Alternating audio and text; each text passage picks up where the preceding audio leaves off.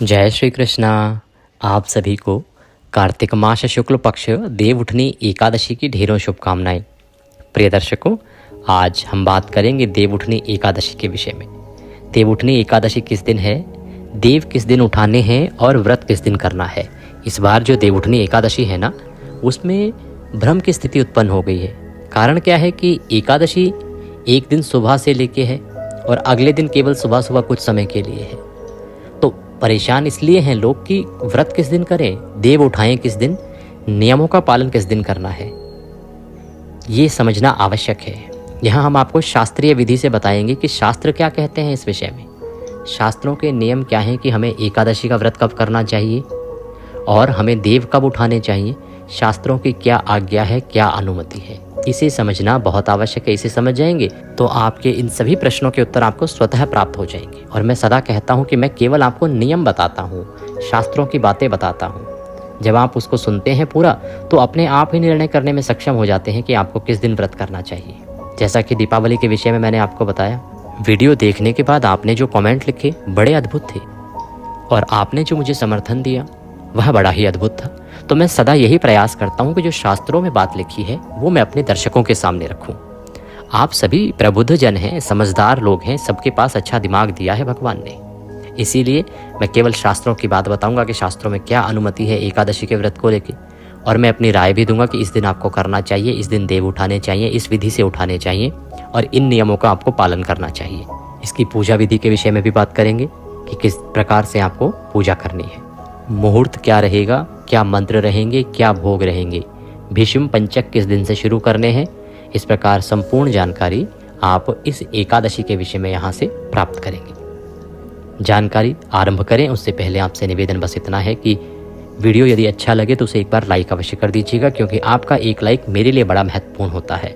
मैं बड़े परिश्रम के साथ बहुत सारे पुराण शास्त्र पढ़ के फिर आपके लिए एक वीडियो बनाता हूँ, तो जब आप इसको लाइक करते हैं तो मेरी मेहनत सफल जान पड़ती है। दूसरा ये कि अगर आप मेरी बातों से सहमत हैं, आपको वीडियो अच्छा लगे, तो आप उसे शेयर अवश्य कीजिएगा, क्योंकि जब आप शेयर करेंगे तो ये भगवान विष्णु की जानकारी है जो लोगों तक पहुंचेगी और लोग भी इस मार्गदर्शन के द्वारा उत्तम विधि से सही तरीके से भगवान का व्रत पूजन कर पाएंगे। भगवान विष्णु कहते हैं कि जो कोई उनकी जानकारी से संबंधित उनकी जो कथाएं हैं उनको प्रचारित प्रसारित करता है, उनके व्रतों को प्रचारित प्रसारित करता है, वो सदा उस पर कल्याण करते हैं। तो भगवान विष्णु की कृपा प्राप्त होगी। इसीलिए आप इस वीडियो को अधिक से अधिक लोगों के साथ शेयर कीजिए, व्हाट्सएप कीजिए, फेसबुक पे जहाँ भी शेयर कर सकते हैं शेयर कीजिए, पर पहले खुद समझिए। अपने व्रत की सफलता के लिए कमेंट बॉक्स में अवश्य लिखिएगा ओम नमो भगवते वासुदेवाय या जय श्री हरि। ये मंत्र जितने लिखे जाएंगे उतना कल्याण होगा। आप देख रहे हैं देवभूमि ज्योतिष संस्थान का प्रतिष्ठित यूट्यूब चैनल देवभूमि धार्मिक। हम यहाँ सभी व्रत और त्योहारों की सही शास्त्रीय जानकारी प्रदान करते हैं। ज्योतिष शास्त्र और पंचांग के आधार पर आपको बताते हैं कौन सी तिथि कब है, व्रत आदि कब करना है, नियम क्या है और मुहूर्त आदि क्या है। यदि आप सही जानकारी पाते रहना चाहते हैं तो कृपया चैनल को सब्सक्राइब कीजिए और बेल आइकन को प्रेस कीजिए। जब आप सब्सक्राइब का बटन दबाएंगे तो वहाँ एक घंटी का निशान बना हुआ आएगा, उसको अवश्य दबाइएगा, तभी आपको हमारे सारे वीडियो प्राप्त होंगे, अन्यथा आपसे जानकारी छूट जाएगी। आइए प्रिय दर्शकों, जानकारी आरंभ करते हैं, बात करते हैं आने वाली एकादशी की। प्रिय भक्तों, कार्तिक मास शुक्ल पक्ष एकादशी जिसका नाम है देवोत्थान एकादशी, देवोठनी एकादशी, देवोत्थान एकादशी, हरि प्रबोधनी एकादशी या देव प्रबोधनी एकादशी, इस प्रकार से अनेक नाम हैं। अलग अलग प्रांतों में लोग अलग अलग नामों से जानते हैं, परंतु यह एकादशी एक ही है जो कार्तिक मास के शुक्ल पक्ष की एकादशी कही गई है, जो कि अब आने वाली एकादशी है। ये एकादशी इसलिए महत्वपूर्ण होती है क्योंकि इस एकादशी पर जगत के जो पालनहार भगवान श्री हरि विष्णु हैं वो जागृत होते हैं, वो योग निद्रा से जागते हैं। 4 महीने की योग निद्रा होती है भगवान की। जब आषाढ़ मास में देवशयनी एकादशी पर वो शयन करते हैं, उसके बाद चातुर्मास शुरू होता है और चातुर्मास की समाप्ति होती है इस एकादशी पर। चातुर्मास भी समाप्त होगा इसी एकादशी पर, देव सो के उठेंगे इसी एकादशी पर। जो शुभ मांगलिक कार्यों पर प्रतिबंध लगा होता है, रोक लगी होती है, वो भी समाप्त हो जाएगी इसी एकादशी पर। और भीष्म पंचक भी शुरू हो जाएगा इसी एकादशी से। सोचिए कितने बड़े बड़े काम हैं जो इस एकादशी पर निर्भर करते हैं। और बहुत बड़ा कर्म तुलसी विवाह भी होता है इसी एकादशी पर। इसलिए अब आप इससे एक अंदाज़ा लगा सकते हैं कि कितनी महत्वपूर्ण होगी ये एकादशी, कितनी बड़ी है ये एकादशी। इस समय कोई और एकादशी है नहीं। हम निर्जला एकादशी को बहुत बड़ी मानते हैं क्योंकि उसका व्रत जो है कठिन होता है, परंतु ये उससे कहीं गुना अधिक बड़ी है। इस एकादशी के महत्व को समझिए। इस एकादशी पर किया जाने वाला आपका एक एक कर्म आपका भविष्य निर्धारित करता है। सद्कर्म करेंगे तो उत्तम भविष्य की ओर लेके जाएगा, और दूषित कर्म करेंगे तो उसके परिणाम आपके लिए अशुभकारी होंगे। इसलिए इस एकादशी पर हमें बहुत ध्यान देने की आवश्यकता है। कैसे ये एकादशी आपको पार कर सकती है? प्रिय दर्शकों, मैं इस विषय में बोलूं, बहुत छोटा मनुष्य हूं। इस विषय में स्वयं ब्रह्मदेव बोले हैं। ब्रह्मदेव कहते हैं, पृथ्वी पर गंगा की महत्ता और समुद्रों तथा तीर्थों का प्रभाव तभी तक है जब तक कार्तिक मास की देव प्रबोधनी एकादशी तिथि नहीं आती। समझ रहे हैं आप? वो कहते हैं कि पृथ्वी के ऊपर चाहे वह गंगा हो, चाहे तीर्थ हो, चाहे संगम आदि समुद्र हो, उन सभी का प्रभाव तब तक है जब तक बात देव प्रबोधनी, हरि प्रबोधनी, देवउठनी एकादशी की नहीं होती। जब देव प्रबोधनी, देवउठनी एकादशी की बात हो जाए तो ये सब नगण्य हैं। चाहे वह गंगा का फल हो, चाहे संगम का फल हो, चाहे तीर्थों का फल हो, ये सब फल देवउठनी एकादशी के उस फल के सामने बहुत छोटे हो जाते हैं।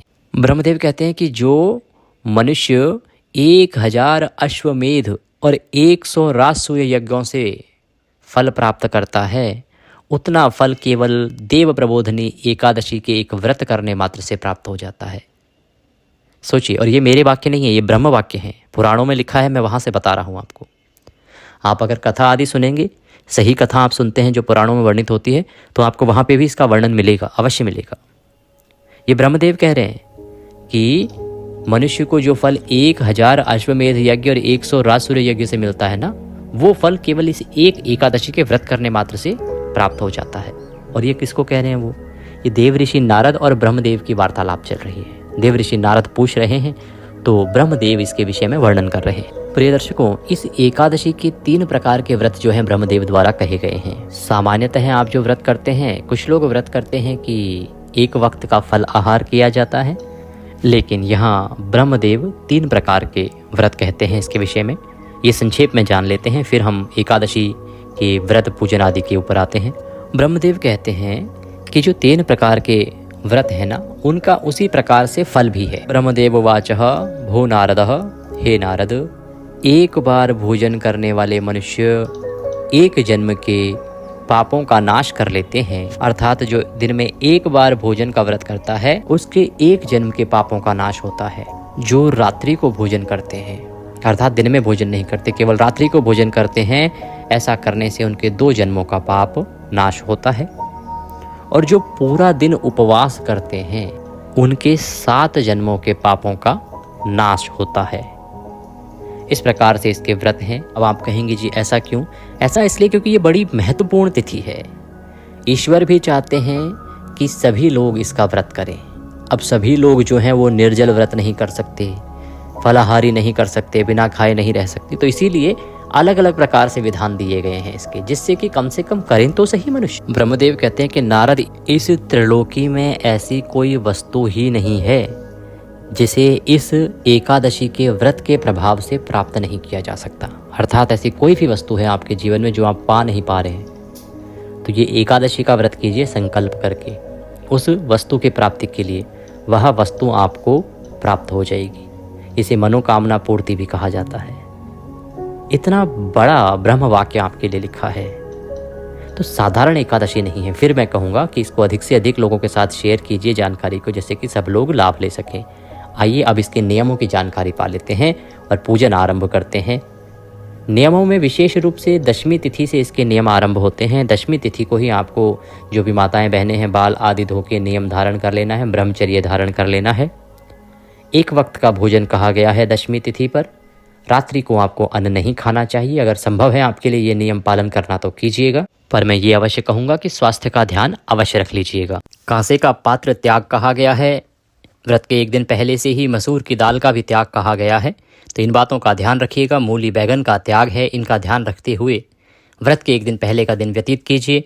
अगले दिन व्रत वाले दिन आप सूर्योदय से पहले उठिएगा। उठने के बाद स्नान आदि करके स्वच्छ वस्त्र धारण करके और फिर हम व्रत पूजन करेंगे। प्रिय दर्शकों, पूजन मुहूर्त और बाकी जानकारी दूं उससे पहले एक बहुत विशेष जानकारी आपके लिए। ये जो आने वाली एकादशी है ना, ये एक तो इसलिए विशेष है क्योंकि ये देवोत्थान देवउठनी एकादशी है। इसकी महिमा आपने आरंभ में सुनी। इसी के समकक्ष और इससे बड़ा जो कारण है वो ये है कि ये त्रिस्पर्शा एकादशी है। त्रिस्पर्शा एकादशी के विषय में शास्त्रों में बहुत अधिक महिमा कही गई है।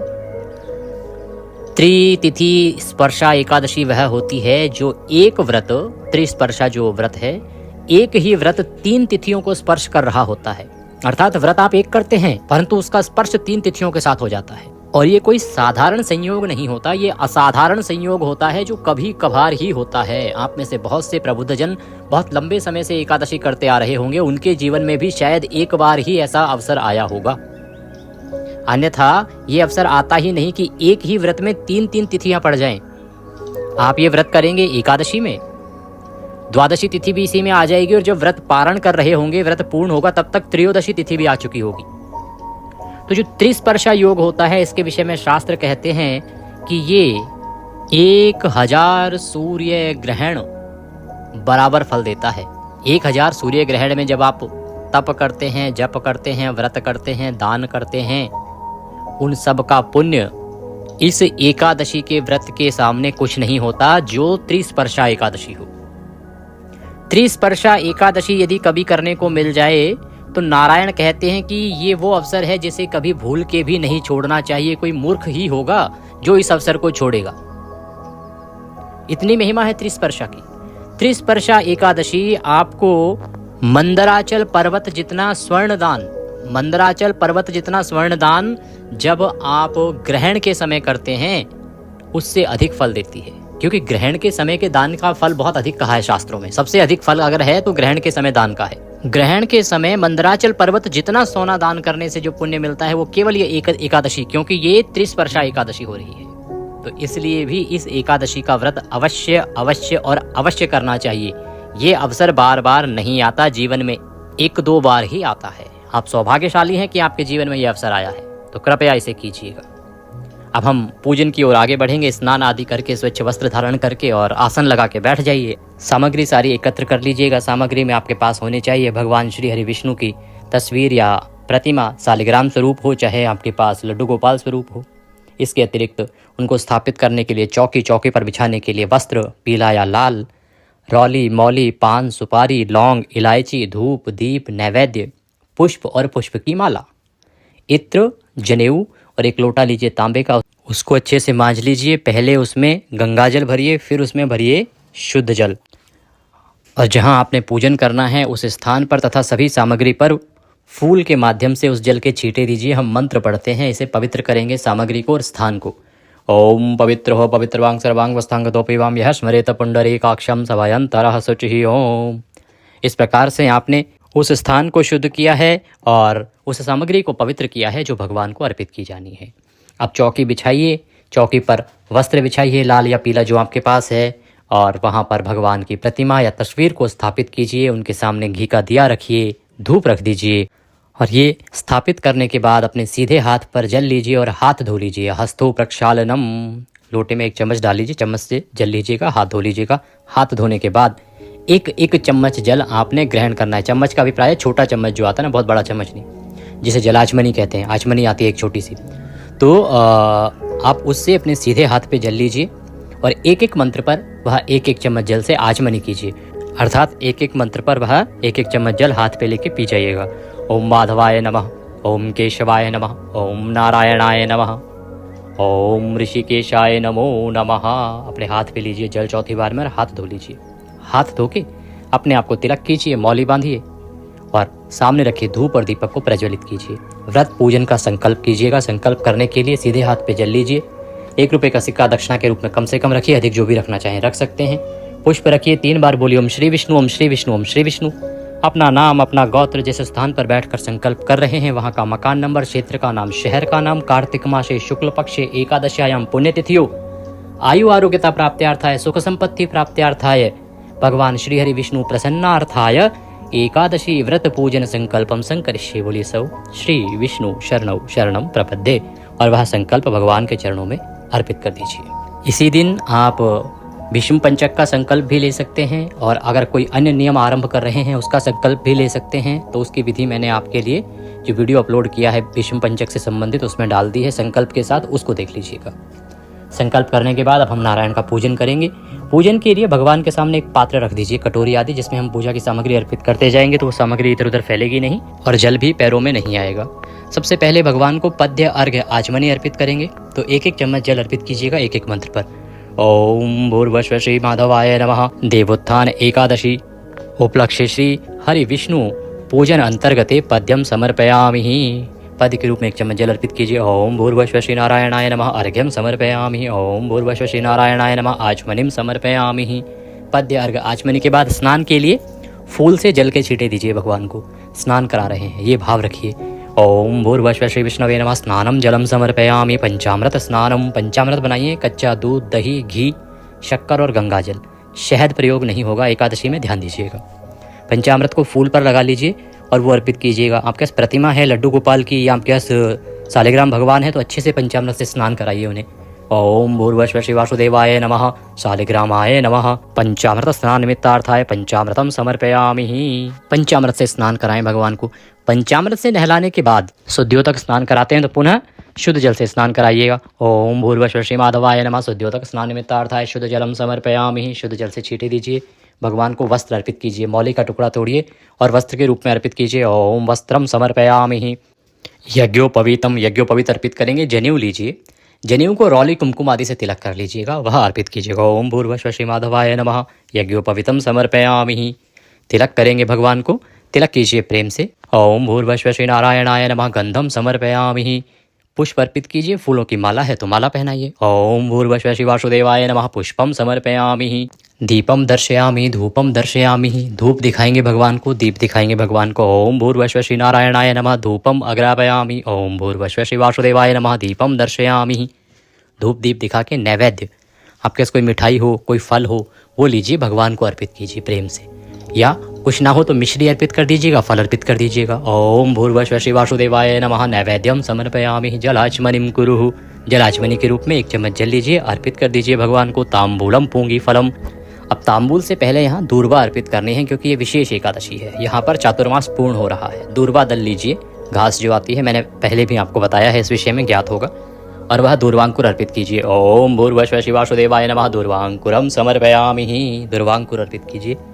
अब तांबूल, पान का पत्ता लीजिए, उस पर 2 लौंग, 2 इलायची, 1 सुपारी रखिए, वह अर्पित कीजिए। ओम भूर्भुवः श्री वासुदेवाय नमः। तांबूलम समर्पयामि। तांबूलम पूंगी फलम शुभ दक्षिणायाम शुभदो वरदो भवः। जो भी दक्षिणा अर्पित करना चाहते हैं ना आप, प्रेम से दक्षिणा अर्पित कीजिए भगवान को।